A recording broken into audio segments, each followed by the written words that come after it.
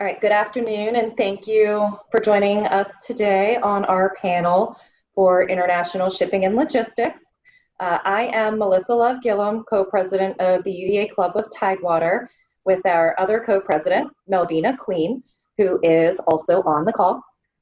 The Club of Tidewater focuses on planning and executing events in the Hampton Roads area to bring together UVA alumni, parents, and friends, in addition to potential students and rising first years. Most recently, we've gone online to do a virtual wine tasting, a beer tasting, and cupcake decorating. We also recently hosted a talk with Professor Stan Stepanek on vampires and disease, all of which were really fun and very popular. We're currently planning a number of other online events, including cookie decorating, a virtual version of our annual crab feast, a virtual student send-off, and another online talk in August with the theme COVID and Children. We'll continue to work with the University of Virginia's Office of Engagement to monitor the climate as it relates to COVID, and we will resume in-person events once it is safe to do so. So thank you again for joining today, and hopefully we will see you at another virtual event soon. So now I will introduce our panel and provide a little background on today's topic. So first we have Nick Fafoutis, Senior Vice President and Chief Commercial Officer with CMA CGM. He will be speaking from an ocean carrier perspective. Next up, we have Marguerite Bates-Frier, Regional Vice President at XPO Logistics, who will have input from the logistics side. And finally, we have Heather Wood, Regional Director of Ports and Intermodal at Dewberry, and she will discuss from a broader industry perspective.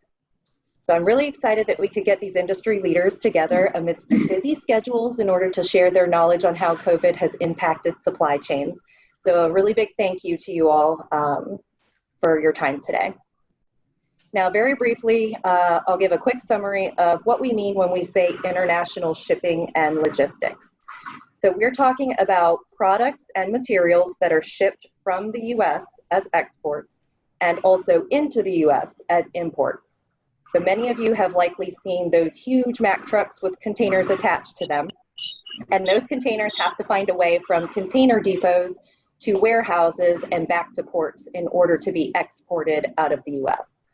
That is handled by logistics companies in coordination with customers, warehouses, ocean carriers, chassis providers, customs brokers, railroads, truckers, ports, and other parties. So there are a lot of parties involved. So they all work together to get a container on a ship on its way to the final port where it discharges. It is then up to these same parties in another country to retrieve the containers from the port for delivery to warehouses and stores. So all of this requires meticulous planning and scheduling, in addition to customs filings, the filing of rates and terms and conditions, and finally continuous coordination between the parties I just mentioned. So with that brief overview, I will turn the floor over to Nick. Thank you, Melissa. Good afternoon, everybody. I hope everybody's safe and healthy in these turbulent days. But just to kind of take from what Melissa was saying, just to take it one step back, if anybody's ever seen a ship with containers on them come into the harbor here in Norfolk or any other port around the country, that's what we do. We're an international shipping container line, and we deal with I'm going to give you a perspective today from mostly an import perspective into the U.S. We deal with customers such as Walmart, Target, TJX, the people that do home goods, those type of people. Those are our primary customers that purchase services from us to move goods from pretty much everywhere in the world into the U.S. So some background on CMA CGM. We're a family company founded in 1978 in Marseille, which is the south of France, by a gentleman by the name of Jacques Sade. We started with one ship and 4 employees, which was a barge service between the south of France and the Levant, Beirut and Syria and Italy as well, and going back into Marseille. And we've grown that into the 4th largest shipping company in the world. We're chaired by our founder's son, Rodolphe Sade. We're present in 160 countries with 110,000 staff members and 755 offices. We operate more than 500 ships globally and call on 420 ports on 5 continents around the world. And last year we carried upwards of 21 million TEUs. A TEU in our business is a standard term of measurement. It's a 20-foot container, basically. Most of the time that you see containers on the road, they're 40-foot containers. So a 20 would be half of that. I don't want to get too technical, but just as a basic. The group, again, is a family group. But one of our big things that is part of our ownership philosophy is taking care of the environment and being good stewards. So that's at the heart of our commitment to our customers and to the world. On the 2nd of June of this year, Rodolphe Sade, again, our chairman, declared that we will become carbon neutral by 2050. And that's not always easy for ships, given the amount of fuel that we take and the amount of ships that we offer.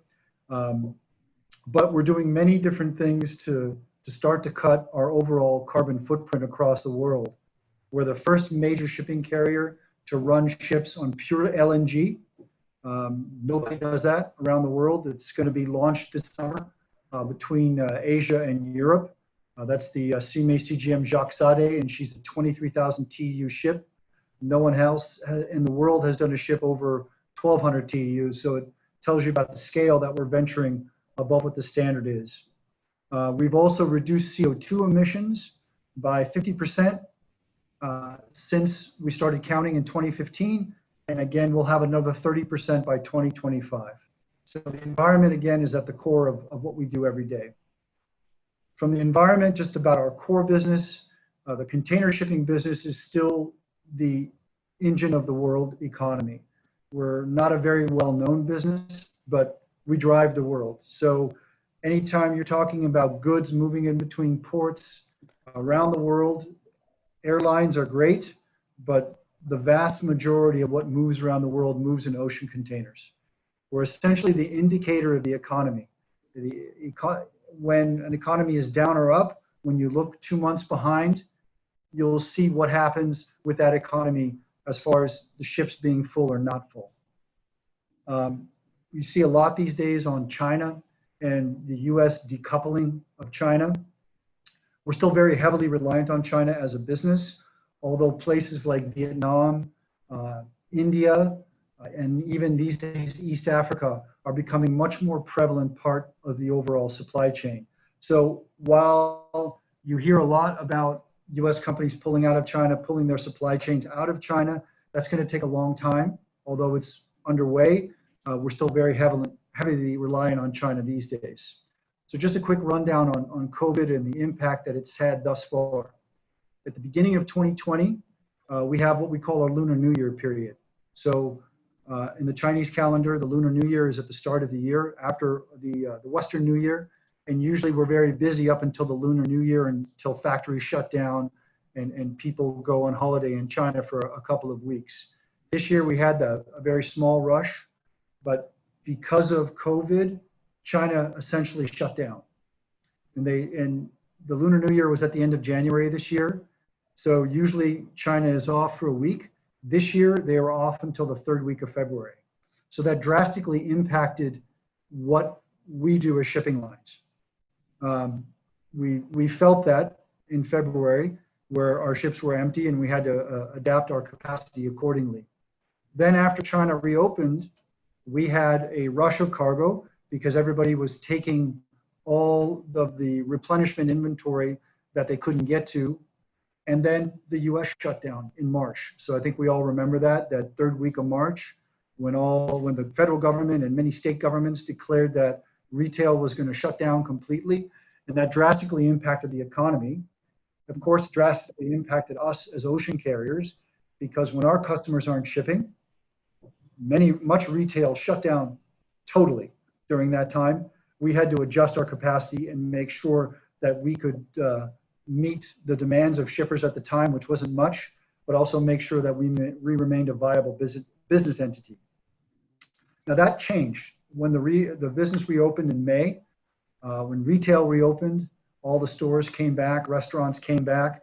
That totally changed. The 3rd week of May, we started to have a massive rush of cargo, and we're under that same situation right now. ships out of Asia are totally full.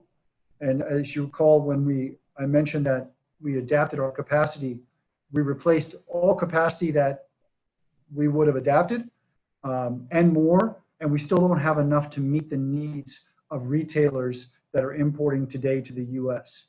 Because of the fact that everybody's replenishing, people are buying again now that retail is open, and they're also looking toward the future potential COVID issues that would impact businesses reopen. I think we're seeing that today, where the spike in COVID cases across the country is making some state governments close restaurants again. So everyone's afraid of that future impact. So today, which was a complete opposite of where we were in March and April, we're totally full and we don't know what to do with ourselves because there's so much import cargo coming into the US. So we have a situation that is manageable, but we have to adapt to. Now we're doing a lot of things to adapt to what's happening with the overall shipping market.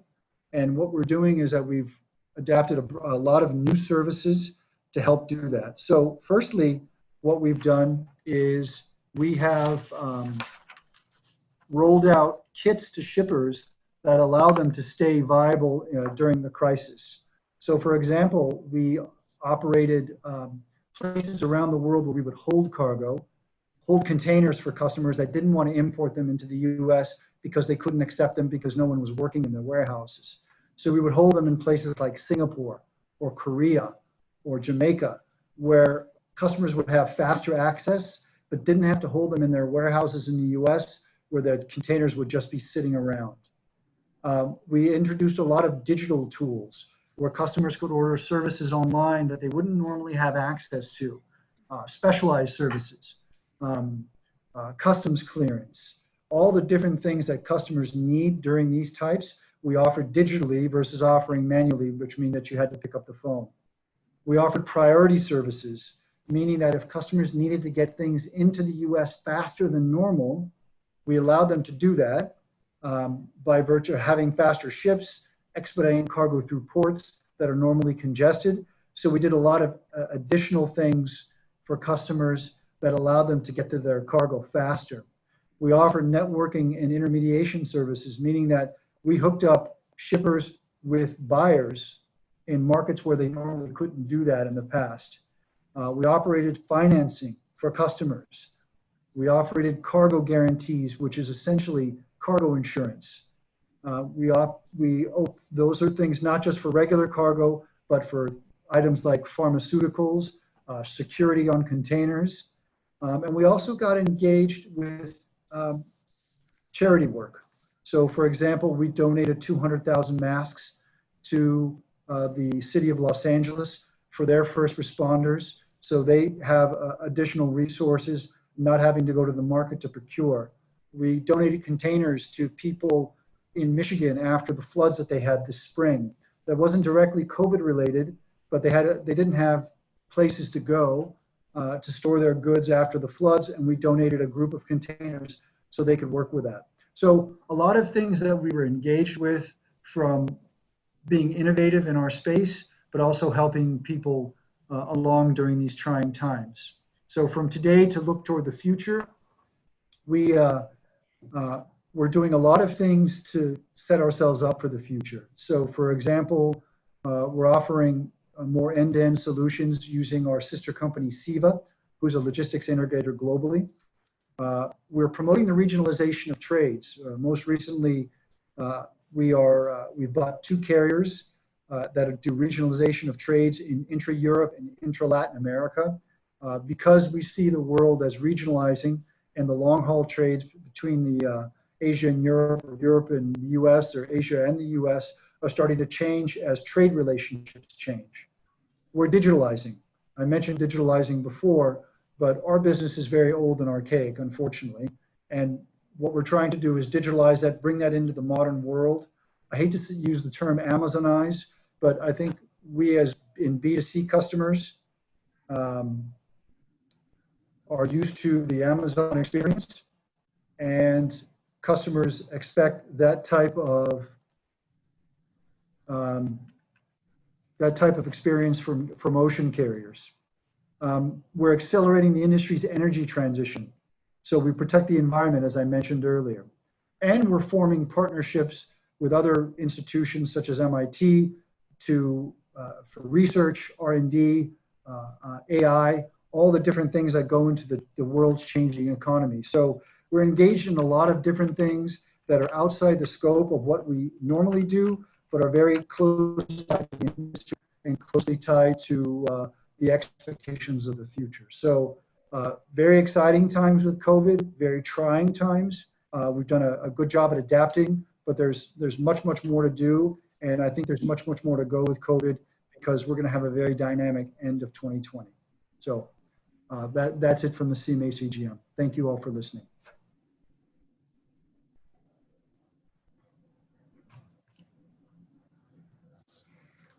Okay. I don't hear Melissa, but I am next. So if it's okay with Melissa, I'll go ahead. All right. Well, first I want to thank Melissa and the UVA Club of Tidewater for allowing me to join you guys today and speak. I'm very excited about that. I love trucking, I love logistics, and you'll probably can tell that by how excited I am in some of the topics we're going to discuss. I've been with this organization, XPO Logistics, formerly Maersk Line, BTT, but all under the same umbrella for 12 years. I'm a UVA alumni, so I'm even just that much more excited to be participating. And I'm based here locally in Hampton Roads. So I work for XPO. We are a Fortune 500 company and a top 10 global logistics provider. We have various tentacles under our umbrella, including brokerage, international drayage, domestic, last mile. If you've ordered an appliance in the last 2 years from Lowe's, there's a 90% chance that XPO has delivered it to your home. So it's a little bit about XPO. Melissa asked me to kind of share information with you about trucking and how, the impacts to COVID and how it's impacting you. I'm actually going to switch it around a little bit and talk about how what you're doing is impacting trucking, okay? Because it goes hand in hand here. The decisions that you make as a consumer drive trucking, really. So, and this behavior is changing at a very rapid pace, unprecedented speed. It's very difficult to plan and keep up for it. So you have to be very nimble and very flexible. So I'll start off with the statistics. 160% increase in e-commerce purchases from new and low frequency users. Think about that, 160% increase in e-commerce purchases, purchasing items online, right? So this means that instead of trucks picking up freight from the port locally and delivering them to, let's say, Staples, Maryland, or ceiling fans to Lowe's in North Carolina, they are going to go to the truck driver will go from the Port of Virginia, and they may go, 10, 20 miles from the port to a distribution center. They'll get unloaded and the trailer goes right back to the port, right? Instead of, the normal patterns that we're kind of used to. So that is, that impacts the supply chain. It's just different. So once it goes to that local facility for, they'll take the cargo out of it. Let's just say it's the back to school supplies for Staples. Instead of it, it will now go in a domestic trailer, and that's where we move goods in a 53-footer within the 50 states. So that's domestic freight, right? So while we have a division of that, what Nick is speaking about and what I'm speaking about is more international freight and international trailers. So when you see the trucks driving on the highways, they have the 40-foot containers, right? You'll see the ship line brand names on them in the 20s and 40s that Nick mentioned. And I would like to give a shout out. I do have, I see someone on here, George Barry, that I know very well. He is a truck driver locally and actually runs the For Truckers by Truckers group, which is a advocate group for truck drivers. And the truck drivers actually need all the support they can get because it is a very tough, it's a tough, dangerous job, a very dangerous job, very highly regulated. And if it weren't for these truck drivers doing their job, we would not have the shelves stocked. And that's a true statement. So, we can all say thank you to George from inside our home or our office, wherever we are. So like I said, that may not seem like a serious change that, that we're ordering online now, but it is a disruptor to the supply chain. You know, think about how many storefronts have you seen lately that say for lease or are not open? When's the last time you went to the mall? I don't even think I probably have not been to the mall in a year. I don't even know if I went last Christmas, right? So people are just, our buying patterns are changing, and consumer behavior drives how the trucks are going to get the cargo to wherever it needs to get. Retail consumers are adopting more conscious and mindful purchasing habits, right? We're all squeezed right now with what's going on. Bonuses aren't happening, raises aren't happening. I mean, there's a lot going on. Volumes are down. Some people are, you know, furloughed, or we're all feeling this, or we know someone that's feeling it, right? And so, you know, another statistic, research shows that roughly 75% of you guys, of consumers, are, you know, focusing on local goods and even limiting food waste. Think about that, limiting food waste, right? It's not something that you hear people think about, but it is a serious item, right? So we're trying to pay attention to what we have, so we're not going to buy as much, we're not spending as much, which means not as much has to be shipped, which means not as much has to be trucked, okay? Which is ultimately going to impact, you know, trucking capacity and things of that nature. And, you know, while this might just be now, you see a lot more focus on some of this. You know, all these farmers markets that you've even seen in the last couple of years, that didn't used to be the case. I mean, I live on Shore Drive, and there's a farmers market across the street. Who would have think a farmers market, right? Like smack on Shore Drive. But this is becoming more and more prevalent with, you know, people homemaking their masks, people making hats at home, people, you know, just finding ways to self-fulfill and get back to some of the basics there. And that just drives what I'm talking about here, which is consumer behavior, which ultimately impacts trucking and logistics. So, and it's not only food, again, retail hit very, very, very hard. Look at Macy's, look at all these numbers of stores that are closing, J. Crew, L Brands, H&M. Consumers are simply not shopping for as many clothes. We're working at home, we're wearing t-shirts, maybe you have a bathing suit on under it so you can hit the pool or the beach on your lunch break, because we're fortunate enough to be working from home right now. But people are not buying as many clothes. And, you know, speaking of H&M, that is a customer of mine in Newark, New Jersey specifically. And I want to share an example with you that may help you understand, again, kind of the impact of the supply chain on the trucking side.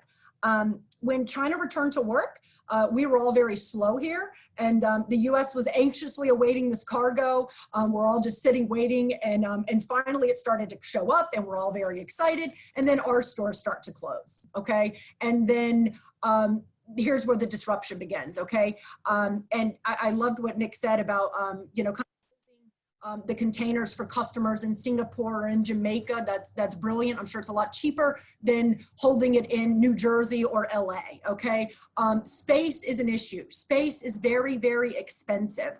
And when you've got distribution centers that have no space for containers, and now they're asking me to hold them, now my yard is starting to fill up. And keep in mind, this is not just H&M asking for this. This is many, many, many customers that are asking for the same exact service, because we're all in the same boat here.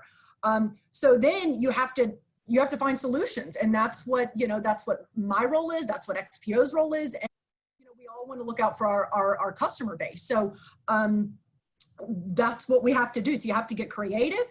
And there's also a lot of cost that come into this decision. Per diem cost, you know, so when that international container is outside of the port, it's, you know, usually you've got 5 days to keep it outside of the port, because you figure you can handle your business in 5 days. Well, when this is going on, you can't handle your business in 5 days, right? It might take 45 days. And there's a cost associated with that every single day, hundreds of dollars it can be. I mean, I've seen thousands of dollars for one container if you have something go wrong. Chassis cost, the chassis that is under that container. Again, I'm sharing this for informational purposes for those of you that are not really familiar with trucking, so you can kind of understand the pieces. So that chassis cost every single day, it's costing the customer, you know, well over $20 a day typically for that chassis. So these are costs, and we want to try to help our customers during this time, and we want to help them avoid this cost. So the way that we can do that is is called a transloading, okay? So again, kind of the example I gave earlier, but this transload, you're going to, if I can't hold, I don't want to keep it in this international container, I want to give that container back to Nick because Nick's customers that need it and it needs to get back on the ship empty or it needs to get reloaded with someone else's cargo. So I need to take it out of Nick's container. And then at this point, I'm going to hold it in a warehouse or possibly even a 53-footer just to hold that cargo. Because keep in mind, the example that I'm giving is H&M and they're closed. Okay. So their stores are closed, their warehouses are closed and no one's buying the product. So we've got a serious situation on our hands and you've got to find solutions. So that is exactly what we did. We transloaded the containers, reduced the cost from the expensive international container and the chassis, and stored this cargo until they reopened, which is, I mean, I'm actually still holding cargo for them at this time, but they are receiving containers. So that shows you how long this is lasting, right? Because again, keep in mind, the warehouses are going to start to fill. Just because their distribution center reopens, doesn't mean that, I mean, there's nowhere else to take it. They're not going to go put it in their flagship store in Times Square. No one's buying H&M products in Times, you know, at that facility. So it's, it just, I think you get that point. So that is just one example. Another example would be a customer that we have, a paper customer that's actually based in North Carolina. So the impacts of COVID, there are, you know, a lot of blank sailings, roughly 90 ships that had blank calls. So they did not show up. And that's roughly 90 of them just here locally in Virginia over roughly a 3-month period. Okay. So that's drastic. This is a big deal. And when those containers are not showing up, what's on those containers is not always loads. There can be empties on these containers because they're repositioning constantly across the country. And for exporters, this export customer was very nervous that they were not going to have the empties that they needed to reload their product. So they asked us to pull 200 containers from the port, and we held 200 empties for them and held them for roughly 30 days because they did not want to run into a situation and they were trying to prepare. So that's something that we provided for them. We had to source space for that. But again, this is just impacts of COVID, right? The automotive sector obviously impacted. We've got, you know, production lines were changed to produce, you know, ventilators instead of cars and trucks. So we're now diverting different cargo that may have gone, I mean, it could have been on the water trying to go somewhere, and now you got to pick it up and you would have taken it where you're diverting it now somewhere else to Dearborn, Michigan to go there, right? And then again with auto, if you're missing one piece of the puzzle to build a car, you can't build a car. Okay. So when all the pieces and all these pieces are not coming in the same container, they're coming from, you know, sourced globally. Same thing with iPhones. You hear a lot about that, right? But places that utilize that method have definitely been challenged.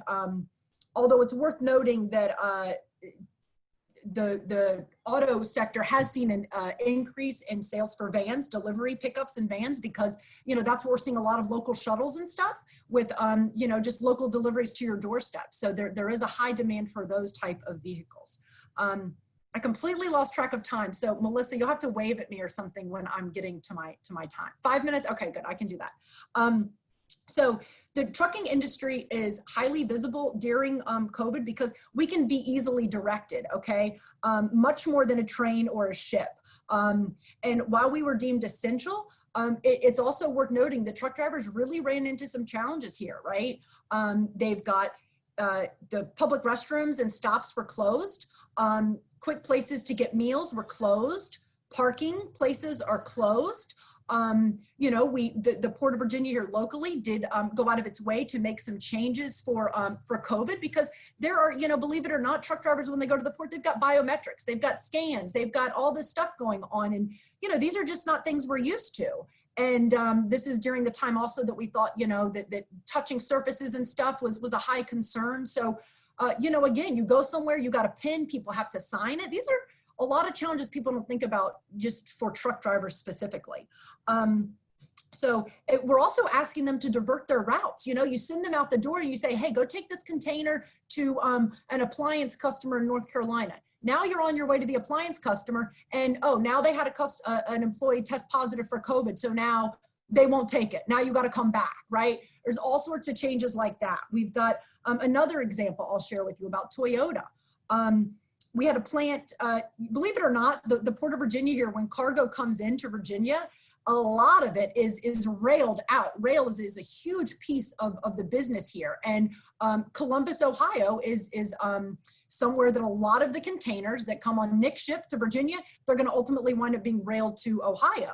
And Toyota's a customer out there. We had a plant in Buffalo, West Virginia that ultimately shut down due to ultimately shut down for a short period of time. So we were asked to go there, pick up cargo, and take it to another facility in Kona, West Virginia. So now, which is fine, but again, I'm sharing examples here. And then when you take when the Buffalo, West Virginia plant opened back up, their Brazil plant shut down. So now the plant in Brazil shut down, we're ready, you know, and now I don't even have the cargo to bring them anymore. So now they were shut down at their own accord. Now they're shut down because the product's not coming. Because, you know, keep in mind, this is not just China. There's other places that, you know, produce and manufacture that are impacting this as well. So as you can tell, this is quite complex and just changing constantly. And you just always have to be aware. Think about back to school. That is the busiest period on the eastbound Trans-Pacific after the holidays. And a lot of those blank sailings I mentioned were announced after we saw orders decline for back to school because people aren't going back to school. So you need, you know, you don't need the materials that you may have needed otherwise.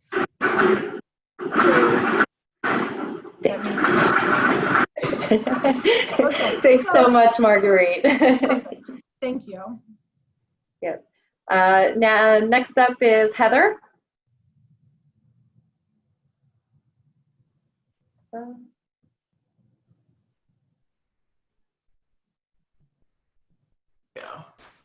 There we go. There we go. I needed to unmute. Good afternoon. I want to thank Melvina, Melissa, Josh, you guys for having all of us here today. It's been great to virtually reconnect with Marguerite and get to know Nick a little bit. I'm a big fan of CMA CGM.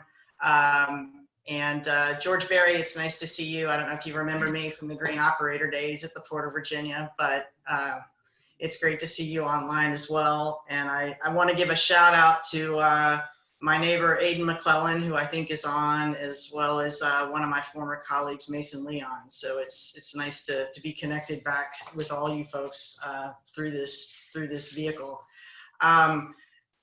As Melissa said, my name is Heather Wood. I'm the regional director for ports and intermodal for Dewberry. Dewberry is a full service engineering and architecture firm. My role within Dewberry is to develop the ports and intermodal market and help provide those engineering and infrastructure services to our various clients. And some of our clients include the North Carolina State Ports Authority, the Port of Long Beach out in California, as well as Norfolk Southern Railroad. So we are throughout the U.S. and my job really is to help sort of monitor the market and the market trends within the ports and intermodal industry, and that allows us to better serve our clients and support our clients. So I keep my finger on the pulse of what our clients are going through and what our potential clients are going through. The interesting thing for us throughout this pandemic was the request that we received from a client that I wouldn't have expected to receive a request from, but that was FEMA. Dewberry supports FEMA in a number of ways, but it is mostly as an emergency response type to a hurricane recovery situation. We send in inspectors, we assess damages, things like that, and help support FEMA with recovery efforts in different localities in response to hurricanes. This was a different thing for FEMA, this global pandemic. You know, FEMA is used to, like I said, diving in, responding to a hurricane or an earthquake or some sort of natural disaster and making sure supply chains and supply lines are open to get goods and services into a specific point and help with recovery. With this, they suddenly were faced with the entire nation. And their concern was, how was the global pandemic affecting goods entering the US? And could those goods and services, namely food products, grocery products, were they getting to the COVID hotspots? Were the medical supplies that were being imported getting to COVID hotspots? What was really the health of the US supply chain going forward? So in reaching out to us, they said, can you help us, figure out what's going on with that US supply chain? And the ports are really the hub of the US supply chain. And I would say next to China, the US ports are the global hub of the global supply chain. And to give you some of that perspective, in 2018,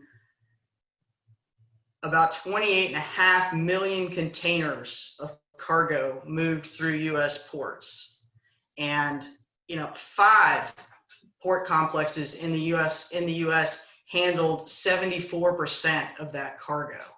And those 5 port complexes are the ports of Los Angeles, Long Beach, Seattle, Tacoma, New York, New Jersey, Virginia, and Savannah. And so look, we said, we need to look at these 5 ports, what's happening in these 5 ports in these locations around the country, and can we assess the health of the goods movement through there. And so focusing on those 5 points, we were able to reach into our connections through those ports, look at the rail services in and out of those ports, as well as the trucking services in and out of those ports, particularly the gate moves, and collect the data from the ports in terms of vessel calls. You heard Nick speak earlier about the vessel calls and the trend down in vessel calls, and then look at how that was affecting just the inflow of movement. So, the UN predicted very early in late March, early April, that container volumes or cargo volumes globally were expected to drop 25 to 30% in the first and second quarter of 2020.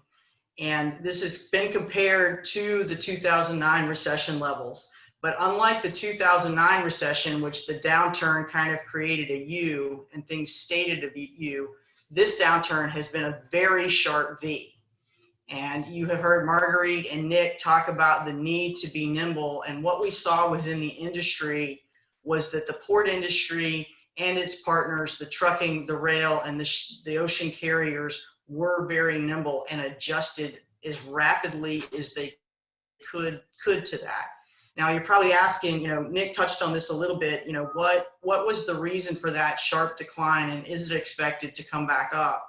It is expected to come back up in a V, and what's forecasted today, and it's being shown in some current data that crossed my desk this morning, is that right now the vessels are actually overbooked looking into August. And so consumers are coming out of, we're coming out of quarantine, things are opening back up, people are feeling a little bit more confident and secure in their jobs. And so consumer confidence is coming back. And so you're seeing that trend back up.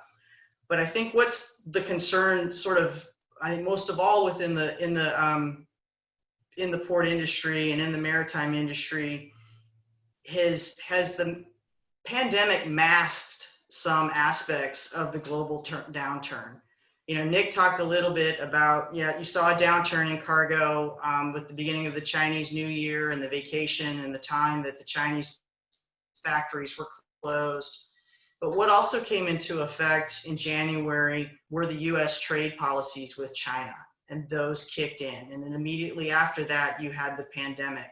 So I think there's some look into the future as to whether or not, if we come out of the V and we recover from this 25 to 30% downturn, is it going to be that 25 to 30%?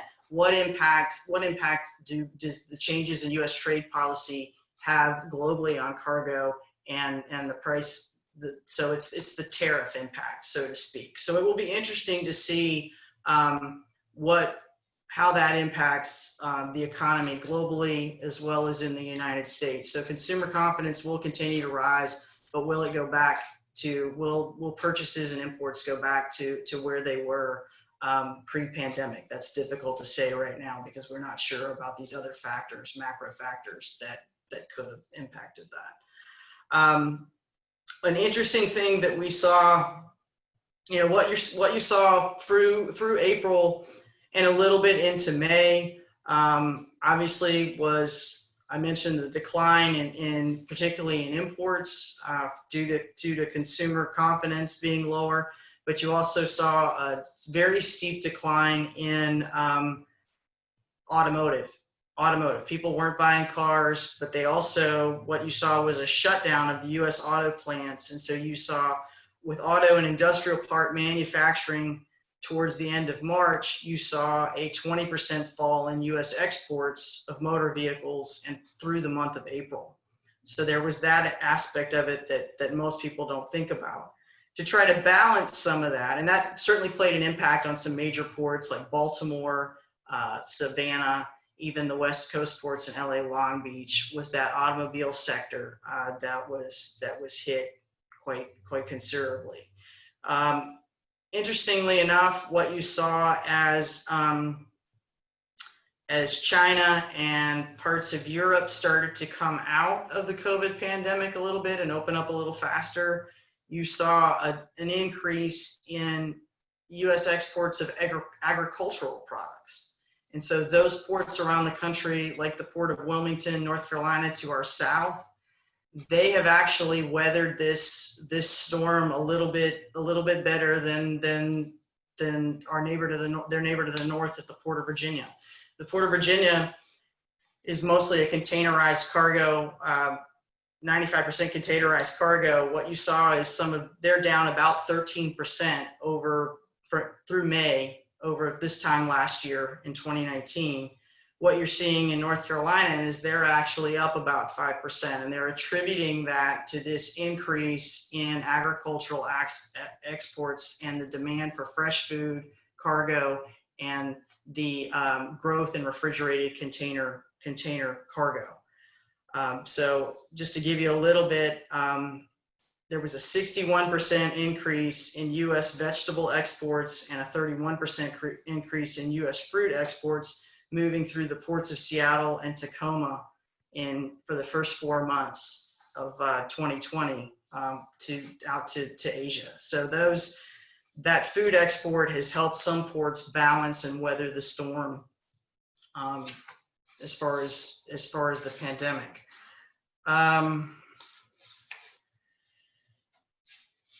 Nick spoke a little bit about the adjustments in vessel calls. At the Port of Virginia, vessel calls are presently down for the year about 10%. In the Port of Los Angeles, they are down as much as 30%.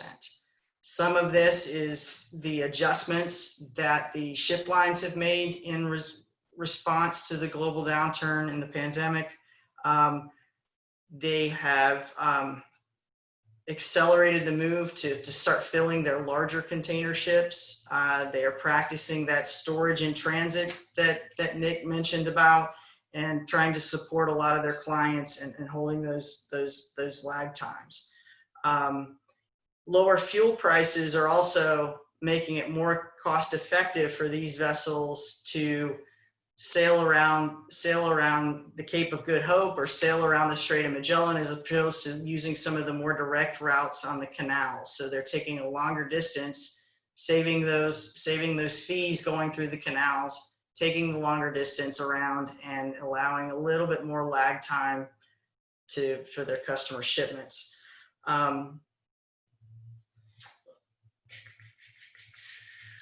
I think what we're seeing now in a trend, and you're seeing it probably in your neighborhood stores as you're starting to open up. What you originally saw was when the pandemic hit, the distribution and warehousing centers with all of these goods were full. They were stocked to meet all the just-in-time delivery demand, but then the brick and mortar storefronts all shut down. So that was, I got 1 minute. So that was something that you saw where you've had your brick and mortar stores closed and the goods couldn't make it to the storefront. They have opened back up. Those goods have come out of the warehouses and distribution to the brick and mortar store. People have bought them up, but now you're seeing a lag because the orders aren't there to fill the distribution and warehousing. So you're seeing about a 4 to 6 week lag as we're going on. And that was something that we really had to sort of explain to FEMA, that some of this, while the response by the ocean carriers and the truckers and the rail was instant, they have to adapt sort of to the lag time of coming from the manufacturing and the customer orders. But the good news is that the orders for August appear to be up. We appear to be going a little bit out of this V. And again, the question will remain as to whether or not we come back to the top of that V, or whether we hold off and flatten off a little bit. And that would be as a result of maybe some of the other macroeconomic factors that could impact global trade. Okay, thank you so much, Heather. And thank you to Nick and Marguerite as well. Sorry to cut you guys short. Maybe we should have made this 2 hours. It's a lot of really good information. So I'm going to go ahead and move to the questions that we had. I'm going to start with Varun Jain. This is a question for Nick. What opportunities exist for entrepreneurs in the new normal of international logistics and shipping? Hopefully Nick is unmuted, right? Yes. Okay. Sorry about that. Yeah. What I said was that it's a very broad question. I think that the best thing anybody can do as an entrepreneur in the international logistics side is on the digital side. As I mentioned earlier, we have a very archaic business, and we're still trying to catch up with the digital reality of our world. So a lot of what our company does is invest in digital startups that help our business. And we need to really advance with the services that we offer our customers, how we even down to operating our fleet and our warehouses. The more we digitalize, the better off that we're going to be, because we become more efficient. The more we integrate AI into our standard daily processes is a big part of what we want to do as a company. So anybody that's trying to enter this business, if you come in from a digital angle, you're that much farther ahead than everybody else who's offering standard services, because you have an edge. Mm-hmm. Excellent. Thank you so much, Nick. The next one is from George Berry for Marguerite. How can motor carriers gain more direct shipper relationships to avoid the rate abuse by freight brokers? Oh, wow. Repeat the question. How can motor carriers gain more direct shipper relationships to avoid rate abuse by freight brokers? Yeah, that's something that we've seen here over the last couple of months, and it's definitely, you know, when they're pitching these rates, it's definitely difficult to get in. I think that I think the shippers are in a really tough spot, particularly with COVID and their financial situations. It's usually that, you know, with relationship. With your past service, you're usually able to, you know, keep that going. People don't mind paying a premium even when it comes to safety. But right now, with what's been going on in the market and where people's P&Ls and budgets are, people are having to make really tough decisions, and they're deciding to go with, you know, the lowest cost provider. So I think I think that's only going to last a short amount of time. And, you know, we just need to keep doing what we do best, which is provide the customer with, you know, with all sorts of options, and particularly in the form of technology. That's something that a lot of times brokers are unable to offer sometimes, with all of the tracking and updates and, you know, going paperless, different ways to have electronic signatures. So I think that those are some things that we're doing to try to remain close and not let someone get in the middle. Excellent. Thank you so much. The next one is for Heather from Eleni Fafoutis. Is the state of shipping a good litmus test for the economic direction that the country will take, i.e. considering container sales are in an uptick right now, should we see that reflected in the U.S. economy? It's a good opportunity to elaborate, I think, on some things Yeah, we've already. I think the answer there is yes. I think looking at the shipping industry in general has always been a good, I guess, forecast or a little bit of a crystal ball into what you can see coming up. And that's mostly because what you see month or 2 months out is an uptick in orders and an uptick of bookings for the space on those vessels for those imports of those exports. So if you see a demand increase there for those orders, that means that they are anticipating getting those goods in and then moving those goods to market very quickly. So I think what we're seeing, like I said, I've got just new data on my desk this morning that basically said vessels are at present seriously overbooked, and vessels are booked up 3 to 4 weeks in advance, with many services already completely booked through early August. So that gives you an idea that there is a resumption in consumer confidence. And like I said, I don't